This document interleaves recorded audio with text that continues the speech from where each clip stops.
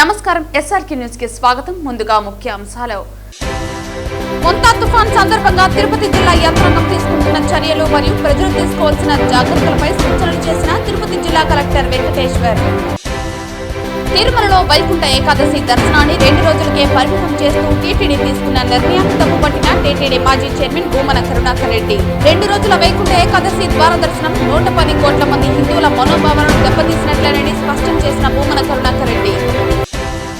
తనకి ప్రాణహాని ఉందని, టీటీడీ పరకామణి దొంగతనం గురించి బహిరంగంగా మాట్లాడకూడదని ఒత్తిడి చేస్తున్నారని కంటనీరు పెట్టుకున్న సందర్భంగా టీటీడీ బోర్డు సభ్యులు భానుప్రకాష్ కి మద్దతు పలికిన హిందూ సంఘాలు, తిరుపతి కూటమి నాయకులు.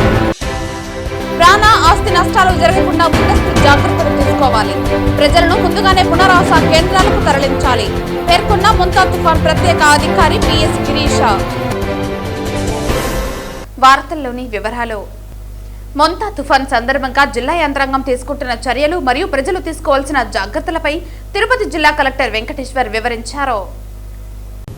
మనకి మొంతా సైక్లోన్ ప్రభావం వల్ల ఈరోజు, రేపు, ఎల్లుండి 27, 28, 29 తారీఖుల్లో తిరుపతి జిల్లాకి భారీ నుంచి అతి భారీ వర్ష సూచన ఐఎండీ మనకి ఇచ్చింది. జిల్లా మొత్తాన్ని కూడా ఆరెంజ్ అలర్ట్ మనం ప్రకటించడం జరిగింది. ఈ సైక్లోన్ వల్ల ప్రభావం వల్ల మనకి ఏదైతే కోస్టల్ మండలాలు ఉన్నాయో 5 మండలాల్లో, వాటికి ఆనుకున్నటువంటి ఇంకో 6 మండలాలు, పూర్తిగా 11 మండలాల్లో ఈరోజు ఒక 6 నుంచి 7 సెంటీమీటర్లు, రేపు 8 నుంచి 9 సెంటీమీటర్లు వర్షపాతం నమోదయ్యే అవకాశం ఉంది.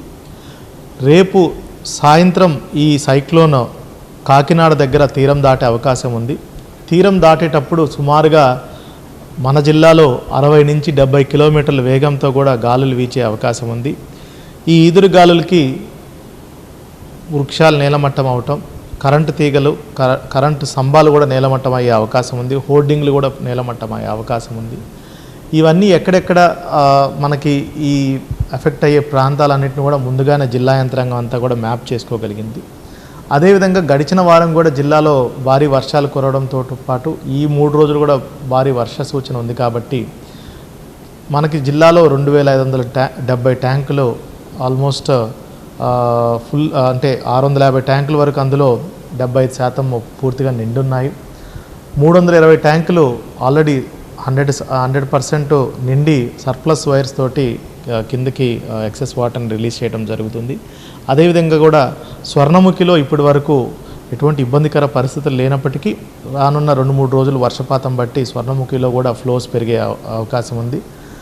అన్ని లైన్ డిపార్ట్మెంట్స్ మనకి especially revenue, police, irrigation, Panchayati Raj, municipal administration, అదేవిధంగా హెల్త్ డిపార్ట్మెంట్ అన్నీ కూడా అలర్ట్గా అప్రమత్తంగా ఉన్నాయి. కావాల్సినటువంటి మెషినరీ, ఇప్పుడు చెట్లు పడిపోతే పవర్ సాయర్స్, పవర్ కట్టర్స్, జేసీబీలు, అదేవిధంగా ట్యాంక్స్ బ్రీచ్ అవ్వకుండా సఫిషియంట్ శాండ్ బ్యాగ్స్, ఇట్లా కావాల్సినటువంటి మెషినరీ, మెన్ అంతా కూడా రైట్ ప్లేస్లో పెట్టడం జరిగింది. అన్ని లో లయింగ్ ఏరియాస్ని కూడా ముందుగా మనకున్నటువంటి హిస్టారికల్ డేటా ప్రకారం ముందుగానే మ్యాప్ చేసుకొని ఎక్కడైతే అవి లో లయింగ్ ఏరియాస్ ఇనండేట్ అయ్యే పరిస్థితి ఉందో వాటన్నిటిని కూడా ముందుగానే గుర్తించాం. కాబట్టి ఒక లెవెల్ దాటిన తర్వాత వాళ్ళందరినీ కూడా పునరావాస కేంద్రాలకి షిఫ్ట్ చేసి పునరావాస కేంద్రాల్లో అన్ని ఏర్పాట్లు కూడా వాళ్ళ కోసం చేయడం జరిగింది. ప్రజలు కూడా ఈ 3 రోజులు అత్యంత అవసరం ఉంటే తప్పిస్తే బయటికి రాకుండా చూసుకోవాలి, ఇంటి వద్దనే ఉండాలి. అది కూడా డైలాబిరేటెడ్ బిల్డింగ్స్ కానీ పాడుబడ్డ బిల్డింగ్లో ఏదన్నా ఉన్నా కూడా వాళ్ళు కూడా పునరావాస కేంద్రాలకు షిఫ్ట్ అవ్వాలి. అదేవిధంగా జిల్లాలో ఉన్నటువంటి సుమారుగా 36 వారాలు దాటినటువంటి 477 మంది ప్రెగ్నెంట్ ఉమెన్ని కూడా గుర్తించాము. వాళ్ళను కూడా నియరెస్ట్ ఏరియా హాస్పిటల్ కానీ జనరల్ హాస్పిటల్కి కూడా షిఫ్ట్ చేసే చర్యలు కూడా మనం టేకప్ చేస్తున్నాము. ఇప్పటికే ఎస్డిఆర్ఎఫ్ టీం ఒకటి జిల్లాలో ఆల్రెడీ ఉంది. ఇంకో ఎస్డిఆర్ఎఫ్ టీంను మనము గూడూరు దగ్గర కూడా పొజిషన్ చేసుకుంటున్నాము. పూర్తిగా మండల లెవెల్లో, జిల్లా డివిజన్ లెవెల్లో, కలెక్టరేట్ లెవెల్లో కంట్రోల్ రూమ్స్ ఏర్పాటు చేసుకోవటం జరిగింది. ఎక్కడికక్కడ అఫీషియల్స్ అందరూ కూడా ఫీల్డ్లో అప్రమత్తంగా ఉన్నారు. పూర్తి సచివాలయం వ్యవస్థని కూడా మనము ఇందులో వాడుకుంటున్నాము. ముఖ్యంగా చెరువులు, నిండిన చెరువుల దగ్గర వాళ్ళని గస్తీకి పెట్టడం, కెనాల్స్ ఎమ్మటి, స్వర్ణముఖి ఎమ్మటి వాళ్ళని గస్తీకి పెట్టడం.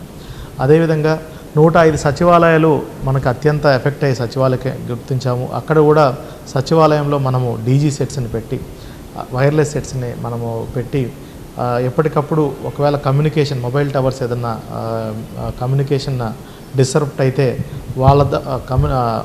మనకి వైర్లెస్ సెట్స్ ద్వారా వాళ్ళకి రీచ్ అవుట్ అయ్యే పరిస్థితి. అదేవిధంగా కొన్ని విలేజెస్ కట్ ఆఫ్ అయ్యే విలేజ్ని కూడా ఐడెంటిఫై చేసాం. అక్కడ ఆల్రెడీ మనము నిత్యావసర సరుకులు వస్తువులన్నీ కూడా ముందుగానే పొజిషన్ చేసుకున్నాం, కావాల్సినటువంటి మెడిసిన్స్ అన్నీ కూడా పొజిషన్ చేసుకున్నాం. ఇట్లా అన్ని విధాలుగా గౌరవ ముఖ్యమంత్రి గారు అదేవిధంగా ప్రభుత్వం ఇస్తున్నటువంటి చర్యలు మనకు ఆదేశాల మేరకు ఎప్పటికప్పుడు మాతో గౌరవ ముఖ్యమంత్రి గారు కూడా సమీక్ష నిర్వహిస్తూ ఆదేశాలు ఇస్తున్నారు.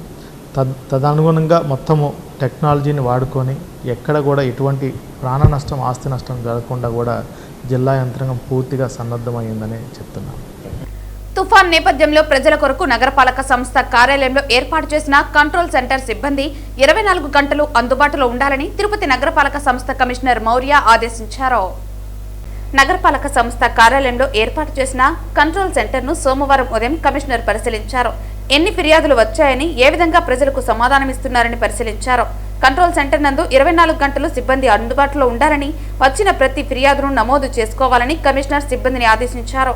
ఆయా ఫిర్యాదులను వెంటనే ఆయా విభాగాలకు పంపించి పరిష్కరించాలని, ఆ రిపోర్ట్ను కూడా నమోదు చేయాలని తెలిపారు.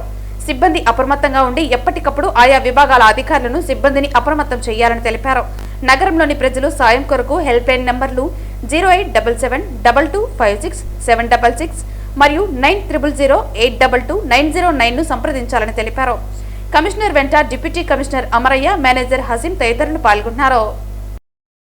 గత ప్రభుత్వ పాలనలో తిరుమల తిరుపతి దేవస్థానం పరకామణ నందు రవికుమార్ అనే వ్యక్తి అవకతవకలకు పాల్పడినట్లు వెలువడిన ఘటన మీద పోరాడుతున్న టీటీడీ సభ్యులు భానుప్రకాష్ నిన్న హైదరాబాద్ లో జరిగిన ఆధ్యాత్మిక మేధావుల మీటింగ్ నందు తనకి ప్రాణహాని ఉందని, ఈ వ్యవహారం గురించి బహిరంగంగా మాట్లాడకూడదని ఒత్తిడి చేస్తున్నారని కంటినీరు పెట్టుకున్న సందర్భంగా హిందూ సంఘాలు మరియు తిరుపతి కూటమి నాయకులు ఆయనకి మద్దతు పలికారు.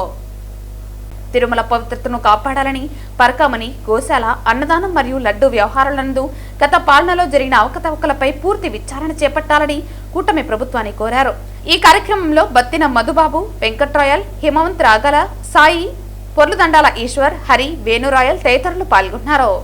తిరుపతి వాసిగా నేను ఒక హిందువుగా భాను మిత్రుడైనందుకు, నిజంగా భానుప్రకాష్ మిత్రుడైనందుకు నేను గర్విస్తున్నాను. ఎందుకంటే మొదటి నుంచి కూడా అతను వెంకటేశ్వర స్వామికి సంబంధించి ఏ అన్యాయం జరిగినా ఎదుటి నిలబడి దాన్ని ఖచ్చితంగా జనాలకు తెలియజేసి, అతను నిన్న ప్రెస్ మీట్లో ఒక మాట అన్నాడు, వెంకటేశ్వర స్వామికి నేను కాపలా కుక్క, నన్ను దాటిపోవాలి, ఏ తప్పు చేయాలని అన్నాడు. కాదు, కాపలా కుక్క కాదు సార్, మీరు భగవంతుడు మీకు ఒక వరంగా బోర్డు మెంబర్ ఇచ్చాడు, మీరు దేవతలతో సమానం. ఎందుకంటే తిరుమల అనేది మాకు వైకుంఠంతో సమానం. అక్కడ చైర్మన్ కానీ బోర్డు మెంబర్లు కానీ ఎవరైనా మాకు దేవతలతో సమానం. మీరు కాపలా కుక్క అనే మాట నాకు చాలా బాధేసింది.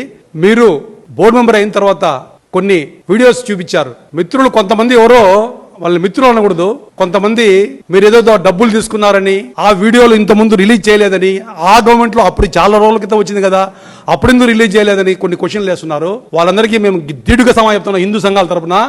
ఆ టైంలో రిలీజ్ చేయంటే ఆ వీడియోలు, 2 రాక్షసులు ఉన్నారు కొండపైన ఆ రోజుల్లో, 2 రాక్షసులు జేయూగా చైర్మన్ గా, ఖచ్చితంగా వాళ్ళు దాన్ని మాఫీ చేసేసి ఉంటారు.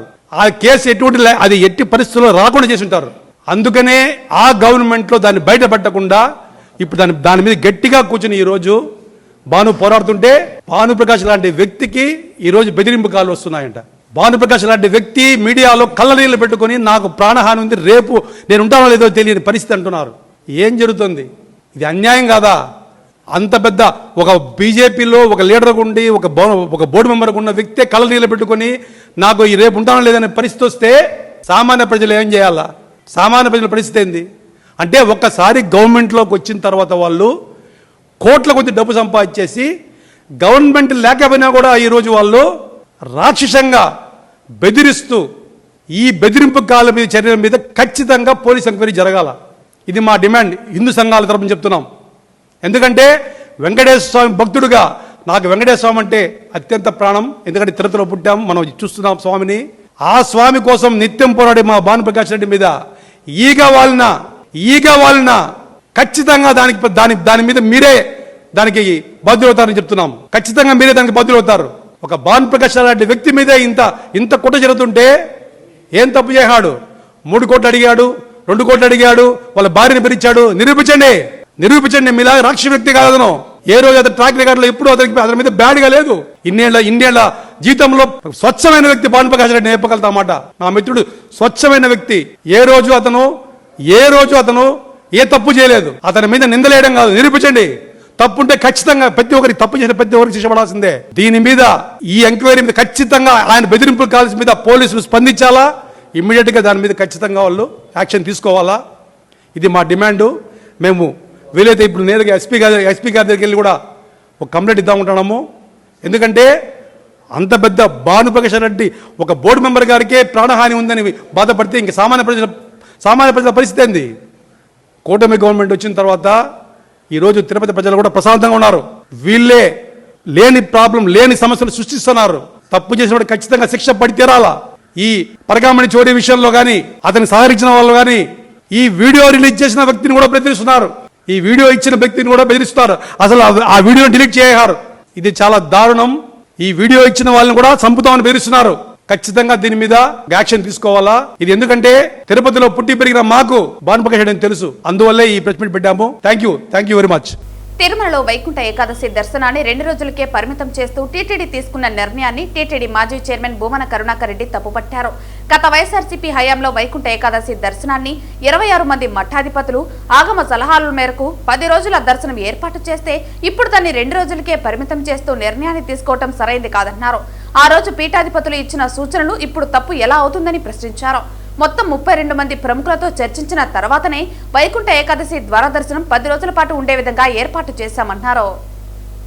వైకుంఠ ఏకాదశి పర్వదినాల సందర్భంగా భక్తులకు లక్షలాది మందికి దర్శన భాగ్యం వైకుంఠ ద్వారం గుండా కల్పించాలన్నటువంటి ఒక సదాశయంతో ఆనాడు జగన్మోహన్ రెడ్డి గారు ముఖ్యమంత్రిగా ఉండగా ప్రస్తుత ఈవో అనిల్ కుమార్ సింఘాల్ గారు ఉన్నప్పుడే దీనికి సంబంధించి ఒక పాలక మండలి నుంచి సభ్యులను ఒక 4 అలాగే అడిషనల్ ఈవోని ఒక సబ్ కమిటీగా వేయటమే కాకుండా దాదాపు 26 మంది పీఠాధిపతులతో వాళ్ల సమ్మతిని వాళ్ల యొక్క అంగీకారాన్ని తీసుకొని అలాగే తిరుమల వైఖానస ఆగమ పండితుల యొక్క సలహాల మేరకు పెద్దజియ్యర్ గారు ఇచ్చినటువంటి సూచనల మేరకు దాదాపు 32 మంది ప్రముఖులు వైకుంఠ ద్వార దర్శనం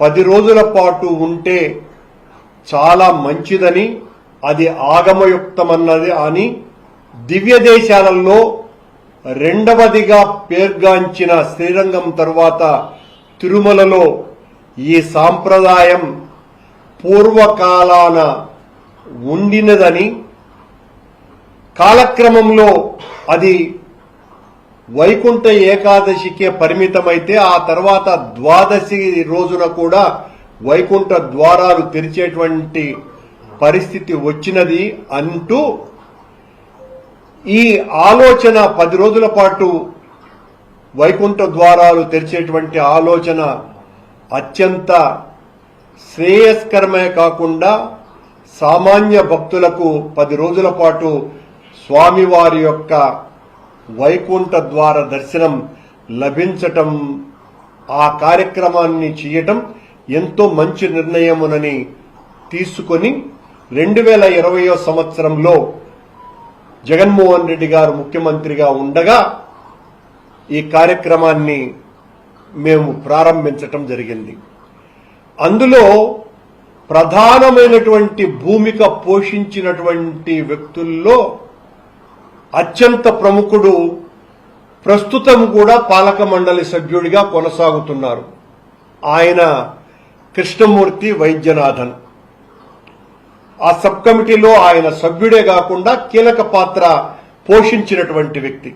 వారు కమిటీ సభ్యులుగా ఉన్న రోజులలో దాదాపు 26 మందికి పైగా పీఠాధిపతులు, అందులో ప్రముఖులైనటువంటి వాళ్లు శృంగేరి పీఠం, అహోబళ మఠం, పరకాల మఠం, ఆండవాన్ ఆశ్రమం, రాఘవేంద్ర స్వామి మఠం, ఆండవాన్ ఆశ్రమం శ్రీరంగం, శంకరాచార్య మఠం కంచీపురం, వానమలై మఠం నంగునేరి తమిళనాడులోను, త్రిదండి చిన్న శ్రీవన్నారాయణ రామానుజీయర్ గారు, ఉత్తరాది మఠం, వ్యాసరాజ మఠం, ఇలా అత్యంత ప్రముఖులైనటువంటి అహోబిల మఠం, శ్రీపాదరాజ మఠం, పెజావర మఠం, ఇలాంటి మఠాధిపతులు, పీఠాధిపతులు ఎంతో మంది తమ అమూల్యమైనటువంటి అంగీకారాన్ని ఇచ్చిన తరువాత అదేదో మా సొంత నిర్ణయం కాదని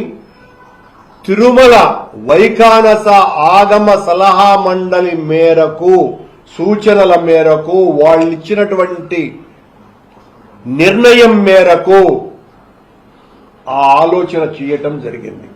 సోమవారం ఉదయం వీఐపీ విరామ దర్శన సమయంలో తిరుమల శ్రీ వెంకటేశ్వర స్వామిని పలువురు రాజకీయ మరియు సినీ ప్రముఖులు దర్శించుకున్నారు.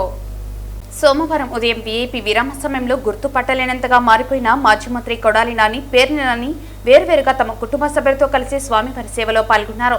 అలాగే సినీ పరిశ్రమకు చెందిన ప్రముఖ కమెడియన్ జబర్దస్త్ రాకేష్, ప్రముఖ నటుడు ప్రభాస్ సోదరి సాయి ప్రదీప్తి తమ కుటుంబ సభ్యులతో కలిసి శ్రీవారిని దర్శించుకుని మొక్కులు చెల్లించుకున్నారు. దర్శన అనంతరం ఆలయ అధికారులు, అర్చకులు వారికి తగిన గౌరవ మర్యాదలు అందించారు. ఆలయంలోని రంగనాయకుల మండపంలో వేద పండితులు ప్రముఖులకు వేద ఆశీర్వచనం అందించగా ఆలయ అధికారులు వారికి శ్రీవారి తీర్థ ప్రసాదాలు అందజేసి పట్టు వస్త్రంతో సత్కరించారు. ఈ సందర్భంగా ఆలయం వద్ద ప్రముఖులను గుర్తించిన భక్తులు వారి వెంటపడి సెల్ఫీలు, ఫోటోలు తీసుకునేందుకు ఉత్సాహం చూపారు.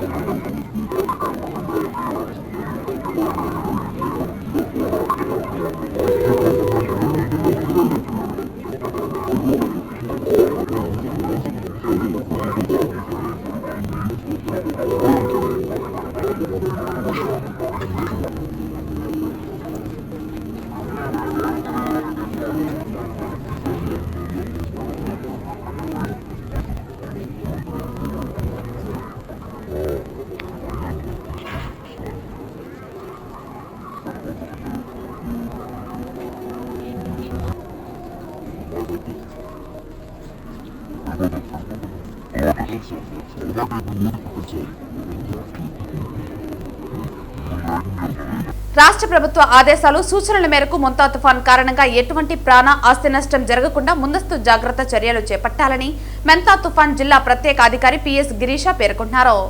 సోమవారం సాయంత్రం సమయంలో ప్రత్యేక అధికారి మరియు జిల్లా కలెక్టర్ సుమిత్ కుమార్ తో కలిసి తుఫాను ముందస్తు జాగ్రత్త చర్యలు, పునరావాస కేంద్రాల ఏర్పాట్లపై సోమవారం కలెక్టర్ కార్యాలయ సమావేశ మందిరంలో చిత్తూరు మున్సిపాలిటీ కమిషనర్ తో, ఇరిగేషన్ అధికారులతో జిల్లా కలెక్టర్ సమీక్షా సమావేశం నిర్వహించారు. ఈ సమావేశంలో మొంతా తుఫాన్ జిల్లా ప్రత్యేక అధికారి మాట్లాడుతూ తుఫాన్ ప్రభావిత గ్రామాల ప్రజలను సురక్షిత ప్రాంతాలకు తరలించాలని, తుఫాన్ షెల్టర్లతో పాటు అవసరమైతే పాఠశాలలు, కళాశాలలు మొదలైన ప్రభుత్వ భవనాలను పునరావాస కేంద్రాలుగా వినియోగించుకోవాలని తెలిపారు. తీర ప్రాంత తుఫాను ప్రభావిత గ్రామాల ప్రజలతో పాటు గ్రామాలలో పాడుబడిన, వర్షాలకు నానిపోయిన ఇళ్లలో గల ప్రజలను పునరావాస కేంద్రాలకు తరలించాలని తెలిపారు. తుఫాన్ ప్రభావిత గ్రామాల ప్రజలను తప్పనిసరిగా పునరావాస కేంద్రాలకు తరలించాలని, ప్రజల తరలింపులో ఏమైనా ఇబ్బందులు ఎదురైతే పోలీసుల సహకారం తీసుకోవాలని తెలిపారు. పునరావాస కేంద్రానికి తరలించే ప్రజలకు 3 రోజులకు సరిపడా నిత్యావసర సరుకులు ముందుగానే సేకరించి సిద్ధం చేసుకోవాలని, అక్కడే ఆహారం వండి అందించాలని, మరకబెట్టిన మంచినీటినే ప్రజలకు అందించాలని, చిన్నపిల్లలకు పాలు అందించాలని సూచించారు. అనంతరం జిల్లా కలెక్టర్ మాట్లాడుతూ పునరావాస కేంద్రాలు ఏర్పాటు చేసిన పాఠశాలల సిబ్బంది విధులకై హాజరై పునరావాస విధులలో పాల్గొనాలని ఆదేశించారు. నిత్యావసర సరుకులు చౌక ధరల దుకాణాలు లేదా సురక్షిత ప్రాంతాలలో స్టాక్ ఏర్పాటు చేసుకోవాలని సివిల్ సప్లై అధికారులను ఆదేశించారు. 108, 104, 102 వాహనాల వివరాలు, వైద్య సిబ్బంది మొబైల్ నంబర్లు వివరాలు కంట్రోల్ రూమ్ లో సిద్ధంగా ఉంచుకోవాలని తెలిపారు. హై రిస్క్ గల గర్భిణీ స్త్రీలను ముందుగానే ఆసుపత్రుల్లో చేర్పించాలని, గర్భిణీతో వారి సహాయకులకు వసతి సదుపాయం ఏర్పాటు చేయాలన్నారు. పునరావాస విధులలో అందుబాటులో గల ఇతర శాఖల సిబ్బందిని కూడా వినియోగించుకోవాలని తెలిపారు. మంచినీరు కలుషితం కాకుండా పైపులను తనిఖీ చేయాలని, క్లోరినేషన్ చేసిన మంచినీటిని ప్రజలకు సరఫరా చేయాలన్నారు. మంచినీటి పథకాల వద్ద జనరేటర్లు సిద్ధంగా ఉంచుకోవాలన్నారు. తుఫాను అనంతరం అంటువ్యాధులు ప్రబలకుండా పారిశుధ్యం మెరుగుపరచడానికి అవసరమైన సిబ్బందిని సిద్ధం చేసుకోవాలని, బ్లీచింగ్ నిల్వలు సిద్ధంగా ఉంచాలని తెలిపారు. అగ్నిమాపక సిబ్బంది నిరంతరం అప్రమత్తంగా ఉండాలని, అవసరమైన వాహనాలను సమకూర్చడానికి రవాణా శాఖ అధికారులు వివరాలతో సిద్ధంగా ఉండాలన్నారు. జిల్లాలో మొత్తం 4122 చెరువులు ఉండగా వాటిలో 1305 చెరువులు 100%, 723 చెరువులు 75% నిండాయని, 1093 చెరువులు 50% నిండాయని, మిగిలిన చెరువులు 25%తో నిండాయని తెలిపారు. ఎన్టీఆర్ జలాశయం ద్వారా 5 గేట్ల ద్వారా నీటికి కిందకి విడుదల చేయడం జరిగిందన్నారు. చెరువులను నిరంతరం పర్యవేక్షించాలని, ఎగువ ప్రాంతాలలో కురుస్తున్న వర్షపాతం, నీటి ప్రవాహాన్ని అంచనా వేసుకుని అవసరమైన చర్యలు తీసుకోవాలన్నారు. గండ్లు పడే అవకాశం ఉన్నా గుర్తించిన ప్రమాదకర ప్రదేశాలలో సిద్ధం చేసుకున్న మెటీరియల్తో తక్షణ చర్యలు చేపట్టాలని తెలిపారు. వ్యవసాయ రంగానికి సంబంధించి పొలాలలో నీరు వెంటనే తొలగించాలన్నారు. 24 గంటలకు మించి నీరు నిల్వ ఉంటే పంటలు పాడవుతాయని, కావున వెంటనే నీటి తొలగింపునకు చర్యలు తీసుకోవాలని, చెరువులలో చేపలు నష్టపోకుండా అవసరమైన రక్షణ చర్యలు చేపట్టాలని తెలిపారు. పశువులకు అవసరమైన దానాలు కూడా రైతులకు ముందుగానే అందించాలని సూచించారు. తుఫానులో పంటలు, ఆస్తి నష్టం ఏర్పడితే వివరాలను వెంటనే నివేదించాలని, పూర్తి వివరాలను ప్రభుత్వానికి నివేదించేంత వరకు తదుపరి ఆదేశాల వరకు మండల ప్రత్యేక అధికారులు, సిబ్బంది మండలంలోనే ఉండాలని జిల్లా కలెక్టర్ తెలిపారు. ఈ కార్యక్రమంలో municipal commissioner Narasimhaprasad, RWS SE Prasannakumar, SE irrigation Raju తదితరులు పాల్గొన్నారు. ఈ రోజు రాష్ట్ర వ్యాప్తంగా మున్సిపల్ కార్పొరేషన్ కార్మికుల సమస్యలు పరిష్కరించాలని రాష్ట్ర సమితి పిలుపులో భాగంగా నగిరి మున్సిపల్ వర్కర్స్ యూనియన్ కార్యదర్శి మురళి, నాయకులు సతీష్, నాగరాజు అధ్యక్షతన గాంధీ విగ్రహానికి వినతిపత్రం సమర్పించడం జరిగింది. ఈ కార్యక్రమంలో ముఖ్య అతిథిగా పాల్గొన్న ఏఐటీయూసీ జిల్లా ప్రధాన కార్యదర్శి కోదండయ్య మాట్లాడుతూ, అనేక సంవత్సరాలుగా మున్సిపాలిటీల్లో పనిచేస్తున్న కాంట్రాక్ట్ అవుట్సోర్సింగ్ శానిటేషన్ కార్మికులను రెగ్యులర్ చేయాలని, మరణించిన మున్సిపల్ కార్మికుల కుటుంబ సభ్యులకు పీఎఫ్ క్లెయిమ్ చేయాలని, ఇతర ప్రధాన సమస్యల మీద నవంబర్ 3వ తేదీన Andhra Pradesh municipal workers union AITUC అనుబంధం ఆధ్వర్యంలో సమ్మె చేపట్టే విషయంలో రాష్ట్ర ప్రభుత్వం చొరవ తీసుకుని సమస్యలు పరిష్కరించాలని కోరారు. జనాభా పెరుగుదలకు అనుగుణంగా నగిరి మున్సిపాలిటీ పరిధిలో కార్మిక సంఖ్యను పెంచి కార్మికులకు పనిభారం తగ్గించాలని డిమాండ్ చేశారు. అవుట్సోర్సింగ్ విధానంలో జరుగుతున్న జాప్యాన్ని వెంటనే రాష్ట్ర ప్రభుత్వం పరిశీలించి ఉద్యోగ కల్పన చేయాలన్నారు.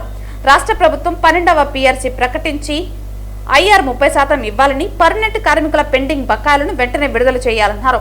మున్సిపల్ సమ్మె విరమణ ఒప్పందంలో భాగంగా వర్క్ ఆఫ్ నేచర్ బట్టి ప్రస్తుతం పనిచేస్తున్న కార్మికులకు వేతనాలు పెంచి చెల్లింపులు చేపట్టాలన్నారు. మున్సిపల్ కార్మికుల న్యాయమైన డిమాండ్లను వెంటనే పరిష్కరించాలని తెలిపారు.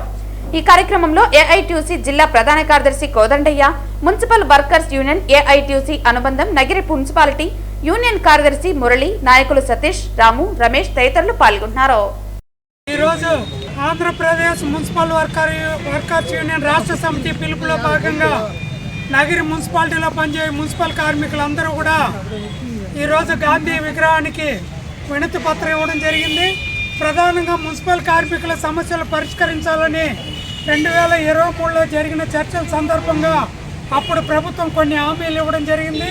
హామీలు ఇచ్చిన తర్వాత ప్రభుత్వం మారిన వెంటనే కూటమి ప్రభుత్వం అధికారానికి వచ్చింది. అధికారానికి వచ్చిన తర్వాత అనేక సందర్భాల్లో మా సమస్యలను పరిష్కరించాలని అనేక సందర్భాల్లో వినతి రూపాల్లో కానీ నా ధర్నాలు, నిరసనలు తెలియపరిచినా ఈ ప్రభుత్వం స్పందించలేదు. ఈరోజు 2011 జనాభా లెక్కల ప్రకారం ఈరోజు మా గతంలో కార్మిక సంఖ్యను తీసుకోవడం జరిగింది. కానీ 2011 నుంచి ఇప్పటికి 15 ఏళ్ళు సుమారు కావస్తున్న నగిరిలోనే సుమారు 75,000 మంది జనాభా ఉన్నారు. అంటే 75,000 మంది కనీసం 145 మంది కార్మికులు ఈ నగిరి మున్సిపాలిటీలో పనిచేయాలి. కానీ ఈరోజు 90 మందితోనే, అందులో ఆఫీసులో 6 మంది, డ్రైవర్లు 10 మంది, మేస్త్రులు 10 మంది పోను ఒక 55 మంది కార్మికులు పనిచేయడం, అధిక పనిభారం ఒత్తిడి వలన ఈరోజు కార్మికులు అనారోగ్యానికి గురయ్యి ఈరోజు లీవులు వేసుకొని కుటుంబాలు ఇబ్బంది పడే పరిస్థితిని ఈ మున్సిపల్ అధికారులు తీసుకొస్తున్నారు. అందువల్లనే జనాలకు అనుకూలంగా పెరిగిన ఏరియాకు అనుకూలంగా వెంటనే జనసంఖ్య పెంచాలి. ఈరోజు మాతో పనిచేసేటువంటి కార్మికులు చనిపోయి సంవత్సరాల కొద్ది గడుస్తున్నా వాళ్ళకి రావాల్సిన పిఎఫ్ క్లెయిమ్లు కూడా ఇంతవరకు చేయడం లేదు. కమిషనర్ అడిగితే మేనవేషాలు లెక్కిస్తూ ఉన్నాడు. ఈరోజు రిటైర్మెంట్ పేరుతో ఈ 5 మంది కార్మికుల్ని పంపించడం జరిగింది. వాళ్ళు కూడా ఇంతవరకు పిఎఫ్ సెటిల్మెంట్ చేయాల. అంటే వాళ్ళకి పెన్షన్ వస్తుంది. రిటైర్మెంట్ అయిన కార్మికులకి ఈరోజు నెలకు పెన్షన్ వస్తుంది. ఆ పెన్షన్ కూడా తీసుకునే పరిస్థితిలో. వార్తలు ముగించే ముందు ముఖ్యాంశాలు మరోసారి. మొంతా తుఫాన్ సందర్భంగా తిరుపతి జిల్లా యంత్రాంగం తీసుకుంటున్న చర్యలు మరియు ప్రజలు తీసుకోవాల్సిన జాగ్రత్తలపై సూచనలు చేసిన తిరుపతి జిల్లా కలెక్టర్ వెంకటేశ్వర్. తిరుమలలో వైకుంఠ ఏకాదశి దర్శనాన్ని 2 రోజులకే పరిమితం చేస్తూ టీటీడీ తీసుకున్న నిర్ణయాన్ని తప్పుపట్టిన టీటీడీ మాజీ చైర్మన్ భూమన కరుణాకర్ రెడ్డి. 2 రోజుల వైకుంఠ ఏకాదశి ద్వార దర్శనం 110 కోట్ల మంది హిందువుల మనోభావాలను దెబ్బతీసినట్లేనని స్పష్టం చేసిన భూమన కరుణాకర్ రెడ్డి. తనకి ప్రాణహాని పని ఉందని, టీటీడీ పరకామణి దొంగతనం గురించి బహిరంగంగా మాట్లాడకూడదని ఒత్తిడి చేస్తున్నారని కంటనీరు పెట్టుకున్న సందర్భంగా టీటీడీ బోర్డు సభ్యులు భానుప్రకాష్ కి మద్దతు పలికిన హిందూ సంఘాలు, తిరుపతి కూటమి నాయకులు. ప్రాణ ఆస్తి నష్టాలు జరగకుండా ముందస్తు జాగ్రత్తలు తీసుకోవాలి. ప్రజలను ముందుగానే పునరావాస కేంద్రాలకు తరలించాలి పేర్కొన్న ముంతా తుఫాన్ ప్రత్యేక అధికారి పిఎస్ గిరీష. ఈ వార్తలు ఇంతటితో సమాప్తం. తిరిగి వార్తల్లో మళ్ళీ కలుద్దాం. అంతవరకు సెలవు. నమస్కారం.